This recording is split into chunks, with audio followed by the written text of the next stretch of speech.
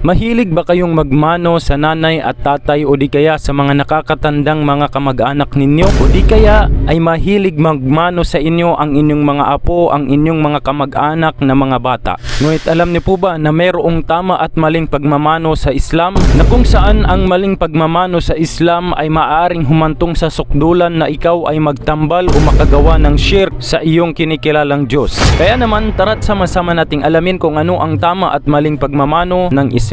Ngunit bago yun ay alamin muna natin kung saan nagmula at kung sino ang nagpasimuno sa pagmamano dito sa Pilipinas. At ang nagpasimula nga dito sa pagmamano sa Pilipinas ay walang iba kundi ang mga Espanyol na sumakop sa Pilipinas. At nang ganap na ngang masakop ng mga Espanyol o mga Kastila ang Pilipinas ay dito na nagsimula ang gawaing pagmamano na kung saan nagpapakita ng paggalang, respeto sa mga taong mayroong mataas na katungkulan at sa mga taong nakakatanda. Ngunit ang problema nga lang sa gawain na ito ay naapektuhan nito ang karapatan ng Diyos, na kung saan kukunin mo ang kamay ng isang tao hanggang sa yuyuko ka dito at idadampi mo ang iyong noo sa kamay ng tao na ito, na kung saan mahigpit itong ipinagbawal ng ating mga eskolar sa Islam na gawin ang gawain na ito sa kapwa nating tao. Ngunit ang Islam, kapag ito ay nagbawal ng isang gawain, ay meron itong ipapalit na alternatibong paraan na kung saan hindi niya maapektuhan ang karapatan ng Diyos at ang batas ng Diyos na ibinigay niya sa sangkatauhan. At narito naman ang video na kung saan makikita natin dito ang malapit sa katotohanan na pagmamano sa ating mga ginagalang na magulang at mga ginagalang na kamag-anak. وَقَضَى رَبُّكَ أَلَّا تَعْبُدُوا إِلَّا إِيَّاهُ وَبِالْوَالِدَيْنِ إِحْسَانًا إِمَّا يَبْلُغَنَّ عِندَكَ الْكِبَرَ أَحَدُهُمَا أَوْ كِلَاهُمَا فَلَا تَقُل لَّهُمَا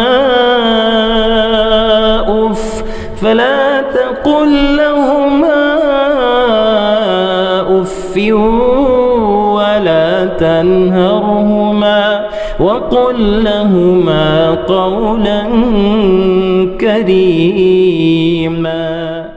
At ganun nga po ang pinakatamang pagmamano sa ating mga minamahal na mga magulang at mga kamag-anak, kung saan kukunin natin ang kanilang mga kamay at atin itong hahalikan. At hindi yung pagmamano na nakasanayan natin, ilalagay natin ang kanilang mga kamay sa ating mga noo, na kung saan yun ay magiging dahilan ng ikaw ay makakagawa ng pagtatambal, sapagkat ang ating mga ulama, ang ating mga eskolar sa Islam ay hinatulan nila ito as-sujud as-sughra, maliit na pagpapatirapa. Ang noo mo lang ay inaalay mo lang sa pagpapatirapa sa dakilang lumikha sa'yo, sa iyong kinikilalang Diyos na walang iba kundi ang Allah subhanahu wa ta'ala. Kaya naman ipinagbawal sa atin bilang mga Muslim ang pagmamano na kung saan ilalagay natin ang mga kamay ng mga ginagalang nating magulang o mga kamag-anak sa ating mga noo, sapagkat ito ay nangangahulugan o di kaya kabilang sa maliit na pagpapatirapa na maaaring humantong sa shirk o pagtatambal sa Allah subhanahu wa ta'ala.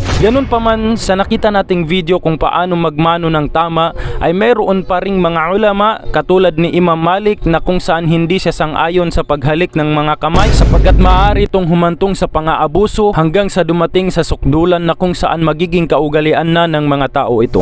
Ganun pa man, karamihan din sa ating mga ulama ay nagpahintulot din sa pagmamano na kung saan hahalikan natin ang mga kamay ng ating mga magulang, ng ating mga ginagalang na kamag-anak, ngunit sa kaparaanan na hindi ito madalas at paminsan-minsan lang gawin. At ang pinakamainam ay halikan natin sila sa kanilang mga noo, sa kanilang mga pisngi bilang palatandaan ng tunay na pagmamahal natin sa kanila. Nawa ay may napulot tayong kaalaman sa video na ito. Hanggang dito na lang. Syukran. Wassalamualaikum warahmatullahi wabarakatuh. محمد كان علم كليبس